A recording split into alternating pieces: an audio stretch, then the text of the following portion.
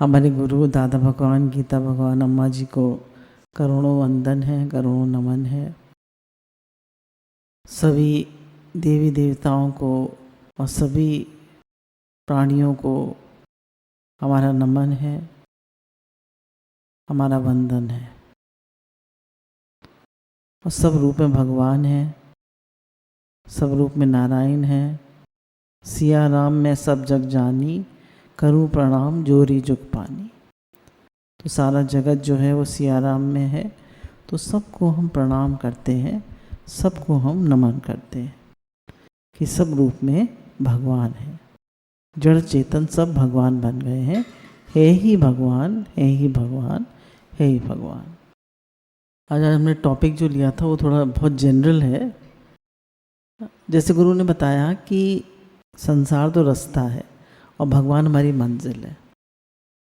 और ये शरीर जो है वो एक गाड़ी की तरह से है, एक व्हीकल की तरह से है। अब हमारी गाड़ी अगर ठीक नहीं होगी तो हम मंजिल तक कैसे पहुंचेंगे? तो इस शरीर को फिट रखना, ठीक रखना भी अध्यात्म में ज़रूरी होता है। देखिए, संसार में तो इतनी बॉडी कॉन्शियसनेस होती है कि वो सारे टाइम शरीर में ही लगे रहते हैं। बाल ठीक कर, फिर फिगर को मेंटेन कर, ये करा वो करा, दुनिया भर की चीज़ें हैं बॉडी कॉन्शियसनेस में। यहाँ गुरु क्या कहते हैं? शरीर को स्वस्थ रखो। क्या कहते हैं? शरीर को स्वस्थ रखो ताकि ये तो अपनी मंजिल तक ले जाए, डिस्टर्ब ना करे। तो इस शरीर को फिट रखने के लिए, हेल्दी रखने के लिए हम कुछ पॉइंट्स डिस्कस करेंगे। पहला पॉइंट है मेंटल वेलनेस, मतलब हमारे भाव अच्छे रहे, क्योंकि जैसा हमारा मन होता है वैसा ही शरीर होता है। हमारे गुरु ने बताया man is 98% mental and 2% physical. तो अगर मेंटल ठीक होगा, भाव अच्छे होंगे, तो शरीर भी स्वस्थ होगा। शरीर जो है वो तो ग्रॉस है, स्थूल है, और विचार जो है वो सूक्ष्म है। सूक्ष्म मतलब सटल। तो जो सटल होता है वो ग्रॉस को इन्फ्लुएंस करता है, जो सूक्ष्म होता है वह स्थूल को इन्फ्लुएंस करता है।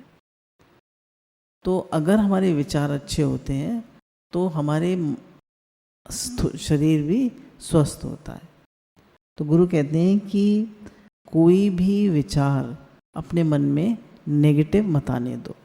जैसे लुइस ये कहती है, criticism, resentment, guilt and fear, ये चार मगर नकारात्मक चीज़ें हैं। रिजेंटमेंट मतलब द्वेष, क्रिटिसिज्म में दूसरों में दोष देखना, और फियर डरना, और गिल्ट अपराध बोध, ये सब चीज़ें मन में रहती हैं। तो ये नेगेटिविटी क्रिएट करती है और ये हमें भगवान से दूर करती है और हमारे शरीर को भी अस्वस्थ करती है, क्योंकि ये सब नेगेटिव एनर्जीज हैं। और हमारी जो जब हम इन भावों में होते हैं, हर समय रिजेंटमेंट, द्वेष, क्रिटिसाइज करना दूसरे को, तो उससे क्या होता है, हमारी जो पूरी पूरी ऑरा जो होती है, जो हमारी पूरी वाइब्रेशन जो होती है वो खराब हो जाती है।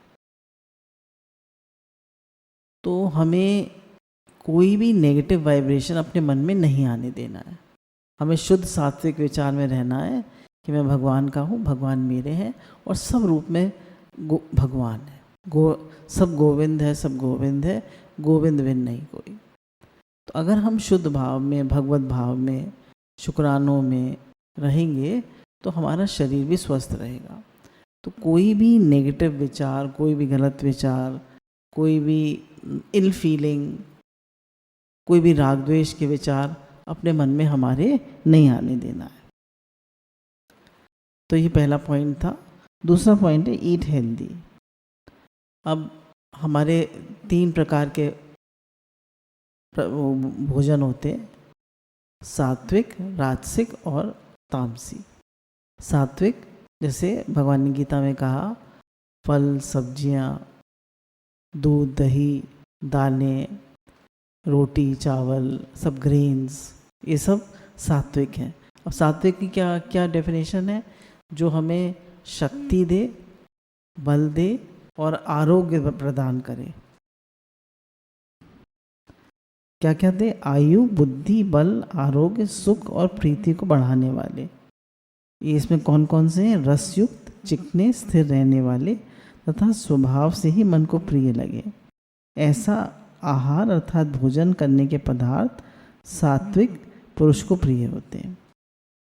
अब जैसे घी भी आ गया, इसमें घी में तो तले हुए नहीं, जैसे हम रोटी पे घी लगाते हैं, गाय का घी लगाते हैं, और स्थिर रहने मेवा वगैरह हैं, दूध दही है, ये सब फल सब्जियां हैं, ये सब सात्विक आहार में आ जाती हैं। तो हमें कैसा टाइप का खाना प्रिय है? सात्विक, राजसिक, जैसे तला भुना, और तामसी मतलब मिर्च मसाला, ये सब राजसी हो गया। और तामसी कैसा हुआ? बासी, उच्छिष्ट, झूठा और रखा हुआ कई कई दिनों का। अब जितने भी दुर्गंध युक्त ये सब चीज़ें क्या होती हैं? ये सब तामसी होती हैं। तो तामसी खाना नहीं खाना चाहिए। लोग जो हैं वो जितने भी डीप फ्रीज में खाना डाल देंगे और उसको कई कई दिनों तक खाएंगे, तो ये तामसी हो जाता है। तो गुरु कहते हैं फ्रेश बना हुआ भोजन उसी समय का और आप पाइए। अब एक बात और बताइए कि हमारे शरीर में 5 एलिमेंट्स हैं, पृथ्वी, जल, वायु, अग्नि और आकाश। तो ये हमको नेचर से और अपने खाने से ये 5 एलिमेंट्स अपने शरीर में लेने चाहिए। अगर इनमें से कोई भी ज़्यादा या कम हो जाता है तो हमारा शरीर डिसबैलेंस हो जाता है। अब देखिए पृथ्वी तत्व हम कैसे लेते हैं? जितनी भी ग्रेन्स हैं, जैसे रोटी, राजमा, छोले और चना, काला चना, चावल, ये सब पृथ्वी तत्व देते हैं, है ना? ये सब पृथ्वी तत्व देते हैं। ये they are difficult to digest. अच्छा, अब जल तत्व, जल तो आपको पानी जो आप पीते हैं वो जल तत्व हो गया। फिर दूध, चाय, जितने भी रस, पेय पदार्थ होते हैं वो सब जल तत्व में आ गए। तो 3 लीटर तक पानी, 3-4 लीटर तक पानी पीना चाहिए। 3 लीटर वैसे काफ़ी होता है। और पानी जो है उसको भी बहुत अच्छे भाव से, भगवत भाव से, उसमें अच्छी भावना डाल के कि हम भगवान का प्रसाद पी रहे हैं या भगवान का प्रसाद खा रहे हैं, इस भावना से पीना चाहिए। जैसे बंगाली में कहते हैं जल खाओ और खाना पियो। तो जल खाओ मतलब जल को कैसे खाएंगे? मतलब इतनी धीरे धीरे सिप सिप करके पियो। लोग क्या करते हैं, लोटे से घटाघट पी जाते हैं। तो उनका क्या मतलब है? जल को जब धीरे धीरे पीते हैं तो सलाइवा उसके साथ जाता है, और सलाइवा जो है मुंह में थूक होती है, वो पानी को डाइजेस्ट करती है, उससे गैस नहीं बनती है। खाना भी इतना ज़्यादा चबा चबा के खाइए कि वो पानी मतलब मुंह में ही वो घुल जाए, क्योंकि हमारे मुंह में बहुत सारे डाइजेस्टिव एंजाइम्स होते हैं, स्पेशली वो कार्बोहाइड्रेट को डाइजेस्ट करते हैं। तो अगर हम ठीक से नहीं खाते, चबा चबा के नहीं खाते, तो गैस बनती है। और दांतों का काम हम हाथों से लेना चाहते हैं। तो गुरु कहते हैं भाई खाना तो शांति से खाओ। जो प्रसाद लेना है ये एक बहुत क्या कहते हैं, एक स्पिरिचुअल प्रैक्टिस है। तो भगवान का शुक्राना मान के बहुत भगवत भाव से कि जठराग्नि रूप में भगवान बैठे हैं, उनको हम भोग लगा रहे हैं, बहुत भगवत भाव से प्रसाद पाना चाहिए। पृथ्वी, जल, वायु तो हमारे चारों तरफ है, ये हम ऑक्सीजन इनहेल करते हैं और कार्बन डाइऑक्साइड एक्सहेल करते हैं। तो डीप ब्रीदिंग करनी चाहिए और रिलैक्स्ड और पीसफुल रहना चाहिए। बहुत से लोगों की पल्स काफ़ी हाई रहने लगी है आजकल। ज़्यादातर पल्स हमारी 60 to 70 तक रहनी चाहिए, पर लोगों की 90-100 तक चली जाती है। तो कहीं ना कहीं उनके मन में बहुत ज़्यादा वो है, कहना चाहिए करतापना है, एंजाइटी है, तो वो पल्स रेट को बढ़ा देता है। तो गुरु कहते हैं गहरी लंबी सांस लो and be relaxed and peaceful. भगवान है, वो सब संभाल रहे हैं, चिंता मत करो। पृथ्वी, जल, वायु अग्नि, अग्नि कैसे खाएंगे? आग को कैसे खाएंगे? अग्नि तत्व कैसे मिलेगा हमें? तो गुरु ने बताया कि अग्नि तत्व जो है वो हमें मिलता है फलों से। जब हम फल खाते हैं तो उससे हमारे बॉडी में अग्नि तत्व होता है। जिससे दूसरा लोग कहते हैं सन बेदिंग, सन के सामने सूर्य को जल चढ़ाने की प्रैक्टिस होती है ना, उसमें क्या होता है, हम सन को फेस करते हैं, तो थोड़ी देर धूप में बैठते हैं तो उससे हमारी बॉडी को अग्नि तत्व मिलता है। फलों से अग्नि तत्व मिलता है, फिर प्राणायाम से अग्नि तत्व मिलता है। अग्नि तत्व मिलता है ना प्राणायाम से। और अग्निसार वो है क्रिया है जिसमें हम पेट को आगे पीछे चलाते हैं, उससे भी अग्नि बढ़ती है। और जो कपालभाति है, कपालभाति आप जानते हैं प्राणायाम 505 प्राणायाम में से एक है, उससे भी अग्नि तत्व बहुत बढ़ता है। तो अगर आपकी अग्नि तत्व शरीर में नहीं होगा तो आपका पाचन ठीक नहीं होगा। तो उसके लिए प्राणायाम करें, फलों का सेवन ज़्यादा करें, और ग्रॉस चीज़ें जैसे पृथ्वी, जैसे छोले, राजमा, रोटी, यंग लोगों को 25 साल तक तो खूब खाना चाहिए। उसके बाद ग्रॉस चीज़ों को थोड़ा कम करते जाना चाहिए, है ना। बच्चों को 25 साल तक खूब राजमा चावल और खूब रोटी, ये सब दालें खूब खाना चाहिए, फिर थोड़ा थोड़ा कम करते जाना चाहिए। और सब कुछ 5 तत्व हमारे शरीर में जाने चाहिए। पृथ्वी जल, फल जरूर खाना चाहिए, वो अग्नि तत्व को बढ़ाते हैं। पृथ्वी, जल, वायु, अग्नि, आकाश। तो आकाश को कैसे खाएंगे? तो आकाश को खाने के लिए इतना पेट भर के ना खाएं कि अब बिल्कुल यहाँ तक ऐसे ना खाएं, थोड़ा आकाश तत्व के लिए जगह छोड़ें। 3/4 ही अपने सिस्टम को भरिए, पूरा फुल मत भरिए। उससे हमारे पेट, हमारे उसमें आकाश तत्व रहता है और उससे हमें मतलब सांस लेने में और डाइजेशन में आसानी पड़ती है। बहुत ज़्यादा पेट भर के ना खाएं, आकाश तत्व के लिए जगह छोड़ें। और फिर गुरु ने बताया कि फास्टिंग करने से, व्रत रखने से, उपवास रखने से अग्नि तत्व बढ़ता है। तो 12 घंटे तो हम सब लोग फास्टिंग कर सकते हैं। 12 घंटे कैसे? रात को हमने 9 बजे खाना खाया, मतलब बहुत से लोग तो कहते हैं 9 बजे, हम तो 7:30 बजे खाना खा लेते हैं, है ना। 7:30 बजे हमारा टाइम फिक्स्ड है कि इस समय हमको डिनर लेना है। फिर हम लोग करीब 9:30-10 तक सोते हैं, तो 2 घंटे मिल जाते हैं। तो खाने और सोने के बीच में कम से कम 2 घंटे का गैप होना चाहिए। तो जब हमने 7:30 बजे खाया, अब हम रात फिर खाते हैं कुछ भी। सुबह उठकर खाली 1 ग्लास पेठे का या लौकी का जूस पी लीजिए और सीधे 9:30 बजे ब्रेकफास्ट करिए। 9 बजे, 9:30 बजे जो आपके टाइमिंग्स है, तो आपको 14 घंटे की फास्टिंग मिल गई। ठीक है, 7:30 से और 9:30 तक 14 घंटे की फास्टिंग हो गई। आपने 14 घंटे की फास्टिंग कर ली। हम तो क्या रात में दूध भी पी लेते हैं, तो उसको भी इंक्लूड कर लें, तो भी 12 घंटे की फास्टिंग सब कर सकते हैं। रात को 9 बजे खाइए और सुबह 9 बजे खाइए। तो ये जो फास्टिंग है ये बहुत इम्पोर्टेंट है। ये हमारी बॉडी को क्लेंज करती है, हमारी बॉडी को आकाश तत्व देती है।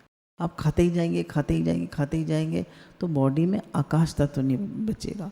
आकाश तत्व नहीं बचेगा तो आपको गैस बनेगी, एसिडिटी होगी, आपको दिक्कत होगी। Eat only when you are hungry. जब भूख लगे तभी खाएं, नहीं तो नहीं खाएं। हम बहुत से लोगों को तो आदत होती है कि बैठे हुए हैं टीवी के आगे, नमकीन बातें कर रहे हैं, चिप्स खाए जा रहे हैं, नमकीन खाए जा रहे हैं, नट्स खाए जा रहे हैं, जाड़े के दिन है तो काजू खाए जा रहे हैं। बोले ये बहुत गलत आदत है। जब भूख लगे, तेज जठराग्नि में भूख लगे तभी खाना चाहिए, तो खाना ठीक से पचता है और शरीर स्वस्थ रहता है। बोला कुछ कुछ चीज़ें भी हमें नहीं करनी चाहिए जब हम भोजन प्रसाद पाते हैं। प्रसाद है ना वो भगवान का, जैसे टेलीफोन देखना। बहुत से लोग मोबाइल देखते रहते हैं और खाना खाते रहते हैं, बहुत गलत है। टीवी देख के कभी खाना नहीं खाना चाहिए। तो ये कुछ डिस्ट्रैक्टिंग चीज़ें हैं। हमें खाना खाते समय बेकार की बातें नहीं करनी चाहिए, निंदा चुगली नहीं करना चाहिए, बच्चों पे चिल्लाना नहीं चाहिए, ये एक बहुत बड़ी स्पिरिचुअल प्रैक्टिस है प्रसाद पाना। बहुत शांति से, बहुत प्रेम से, भगवत भाव से, या तो बिना बोले या कोई भजन चला के या वाणी सुनकर खाना चाहिए, प्रसाद पाना चाहिए। फिर स्वस्थ रहने के लिए बताया स्लीप वेल। कम से कम एक आम आदमी को 6 घंटे तो सोना ही चाहिए। 6 to 7 आवर्स जो है बहुत है। इससे ज़्यादा सोने से आलस और आलस आता है जीवन। जैसे हम 10 बजे सोए, 5 बजे उठ गए, तो किन लोगों को नींद नहीं आती? जिनके अंदर डूअरशिप, कर्तापना बहुत होता है। मुझे करना है, मुझे करना है, मुझे करना है। तो जब वो लेटते हैं तो उनके मन में इतने विचार चल रहे होते हैं कि उन्हें नींद नहीं आती। या फिर जिनको कोई बीमारी होती है, जैसे डायबिटीज़ होती है तो डायबिटीज़ से धीरे धीरे 20-25 साल में नर्व्स काफ़ी वीक हो जाती है। तो नर्व्स वीक हो जाने से फिर उनको नींद आने में थोड़ा टाइम लगता है। एसिडिटी से नींद नहीं आती है। अगर आपको एसिडिटी ज़रा भी हो जाएगी तो आपको नींद नहीं आएगी। एसिडिटी से बहुत ज़्यादा नींद आने में दिक्कत होती है। फिर जिनको नींद नहीं आती वो लोग जल्दी खाना खाएं और सोएं। कहा जाता है साइंस में कि रात के 9 बजे से 12 बजे तक के समय में हमारे टॉक्सिन्स जो हैं वो बॉडी से इंटेस्टाइन्स में जाते हैं और फिर बाहर एलेंट्री उससे एनएस से और उससे बाहर निकल जाते हैं, हमारे एलिमेंट्री कैनाल से बाहर निकल जाते हैं। तो लोग क्या करते हैं, रात के 9, जो बिजनेसमैन होते हैं वो 9 बजे तो आते हैं ऑफिस, दुकान से, बिजनेस से, और रात को 11 बजे 12 बजे तक खाते हैं। तो अब टॉक्सिन निकलेंगे कब? तो हमारे जीवन में टाइमिंग्स बहुत प्रॉपर होने चाहिए। फिक्स टाइम पे अगर आप खाते हैं तो उससे उसी समय जूसेस सेक्रेट होते हैं, है ना, उसी समय जूसेस सेक्रेट होते हैं। तो क्या हो, जैसे हमारा 9 बजे खाने का टाइम है तो उसी समय हमारे जूसेस या कहना चाहिए एंजाइम्स रिलीज होंगे बॉडी में और आपका वो खाना ठीक से डाइजेस्ट करे। नहीं तो आपका 9 बजे खाने का टाइम है, आप खा रहे हैं 11 बजे, तो वो सारे जो वो हैं एंजाइम्स हैं वो रिलीज पहले ही हो जाते हैं और खाना ठीक से पचता नहीं। और सूर्य का इसमें बहुत प्रभाव होता है खाने को पचाने में।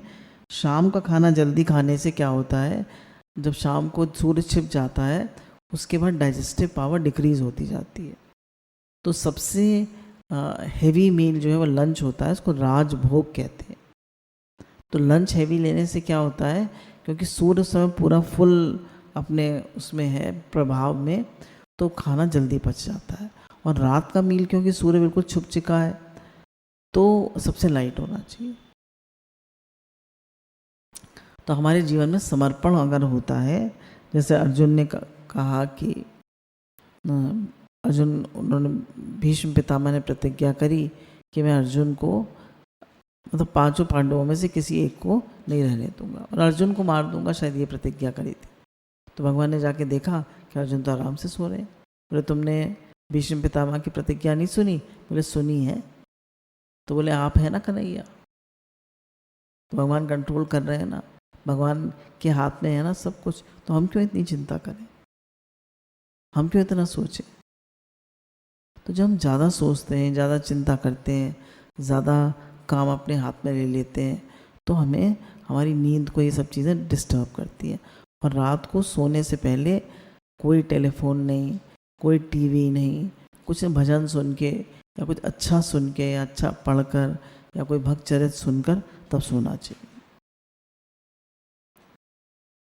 फिर आपको बता ही दिया था 16 आवर फास्टिंग कहते हैं ये लोग, तो 16 आवर फास्टिंग करनी चाहिए, पर 12 से 13 घंटे हम सब लोग कर सकते हैं।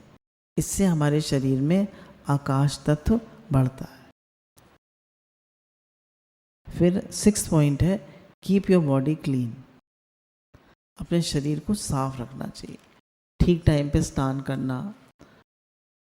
आजकल जैसे पसीना बहुत आता है तो शरीर को साफ रखना, क्योंकि शरीर साफ नहीं होता है तो उसमें बहुत सारे जर्म्स और बहुत सारी बीमारियां लग जाती हैं। आजकल लोगों को अक्सर खुजली के रोग हो जाते हैं, दाने निकल आते हैं और भी बहुत सारे इन्फेक्शंस हो जाते हैं, स्किन डिजीज़ हो जाती हैं। तो शरीर को खूब साफ रखना चाहिए। फिर आता है 7th एक्सरसाइज। एक्सरसाइज जो है वो हमारे शरीर को स्वस्थ रखने का एक बहुत इम्पोर्टेंट पार्ट है। लोग कहते हैं हम सारा दिन काम करते तो हैं, एक्सरसाइज करने की क्या ज़रूरत है।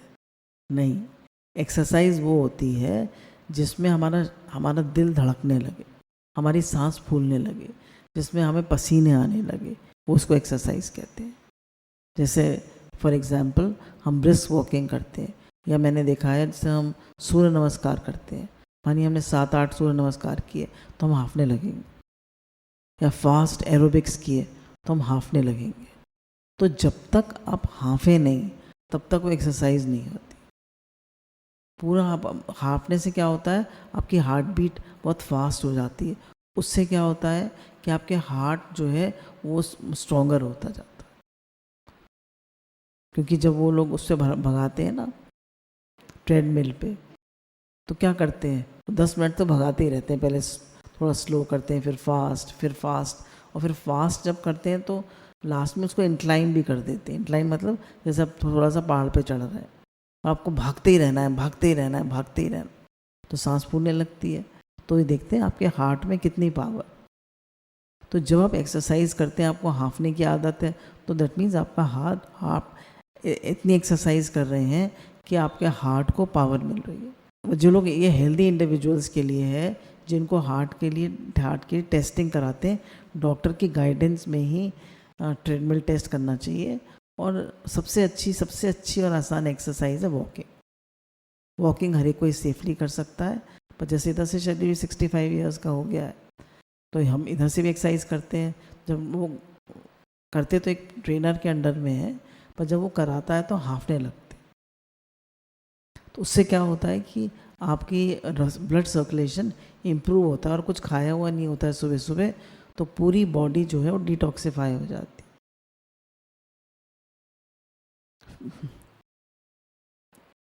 फिर एक्सरसाइज में स्ट्रेचिंग एक्सरसाइजेज हैं, योगा है, और प्राणायाम जो है वो योगा से भी ज़्यादा इम्पोर्टेंट है।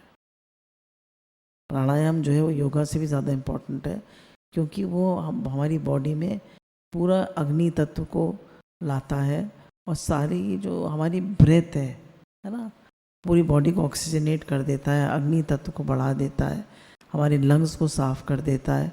तो प्राणायाम जो है वो एक्सरसाइज से भी ज़्यादा इम्पोर्टेंट है। 10 मिनट कपालभाति, 10 मिनट अनुलोम विलोम अगर कोई कर ले, और ओम का उच्चारण 3 ही कर ले प्राणायाम, और अगर उसके पास टाइम है तो 5 प्राणायाम कर ले।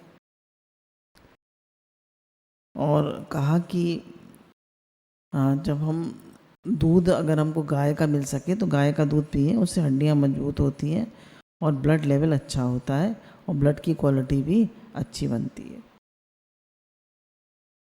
फिर 8th पॉइंट है सेलिबेसी कहते हैं ब्रह्मचर्य को। जितना हम ब्रह्मचर्य का, वैसे हमारे अध्यात्म में तो कहते हैं ब्रह्मचर्य कि सभी इंद्रियों से ब्रह्म का आचरण करो, मतलब अपने विचारों को शुद्ध रखो। तो अपने विचारों को शुद्ध पवित्र रखिए। सब रूप में भगवान है, किसी को भी गलत भाव से मत देखिए। सब रूप में भगवान है, तो हम कैसे किसी को गलत भाव से देखेंगे। और अगर पति पत्नी का भी संबंध है तो ब्रह्मचर्य में ज़्यादा से ज़्यादा रहे, तो उससे आपका ओज बढ़ेगा। और जो लोग शादी नहीं करते हैं, ब्रह्मचर्य आश्रम में कहते हैं, उनको तो पूरा ब्रह्मचर्य में रहना चाहिए। तो जब हम उसकी ब्रह्मचर्य की प्रैक्टिस करते हैं तो हमारा ओज तत्व, हमारी शक्ति बढ़ती है शरीर। फिर लास्ट में है, हमें सबकी दुआएं लेनी चाहिए, सबकी ब्लेसिंग्स लेनी चाहिए।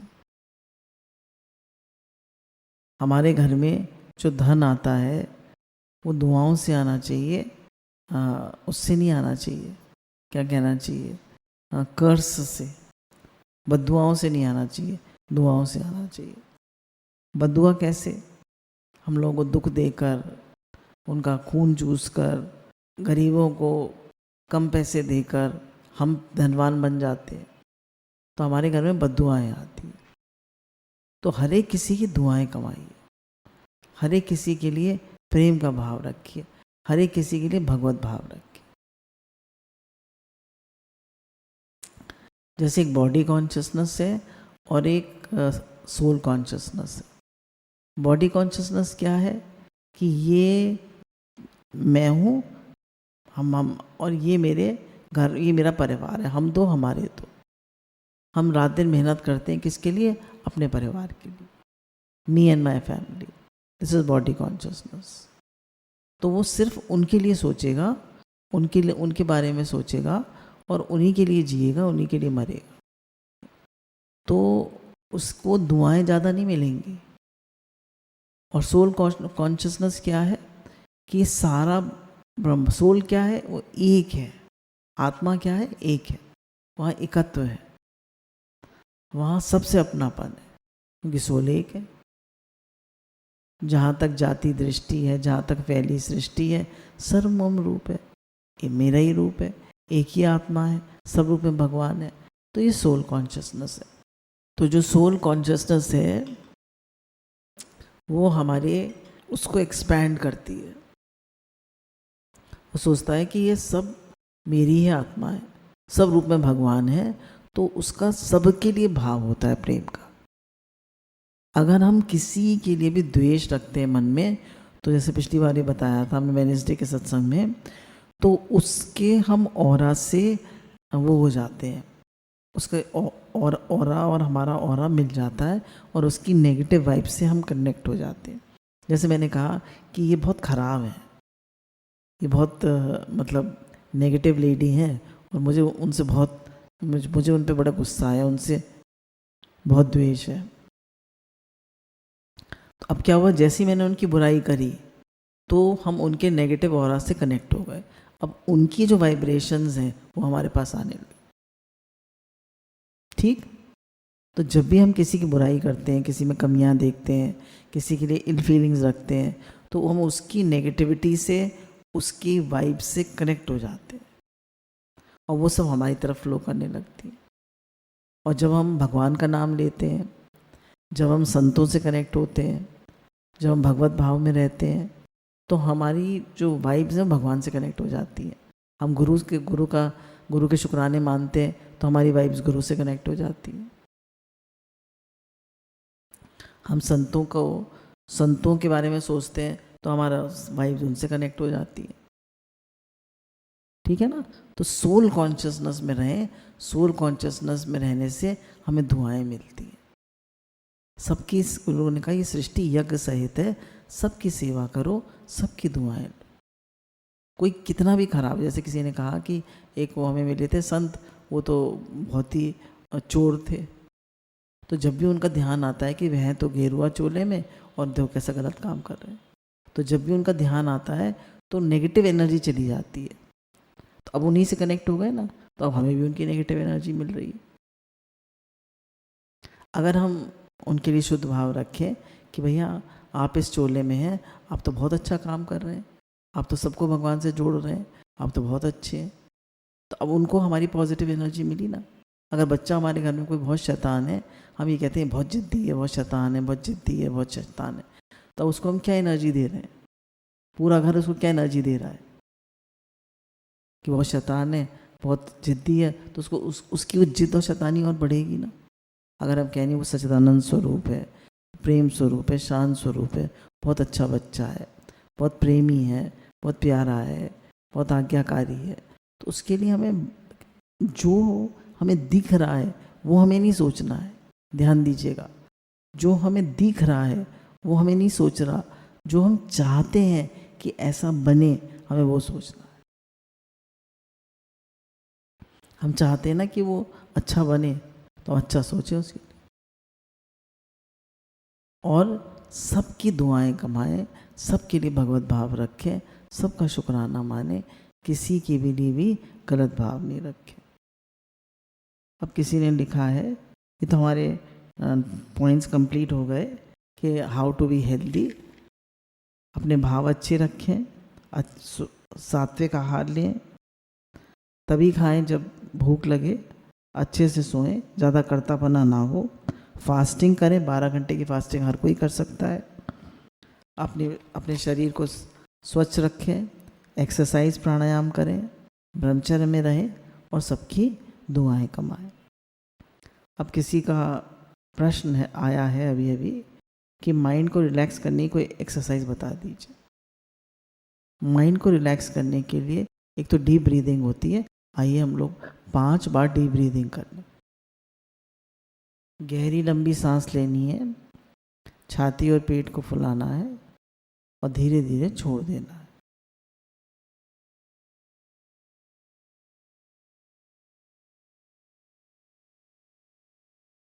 जब भी आपका माइंड थोड़ा सा डिप्रेस्ड हो या परेशान हो तो डीप ब्रीदिंग करिए और कहिए सब भगवान कराने वाले हैं।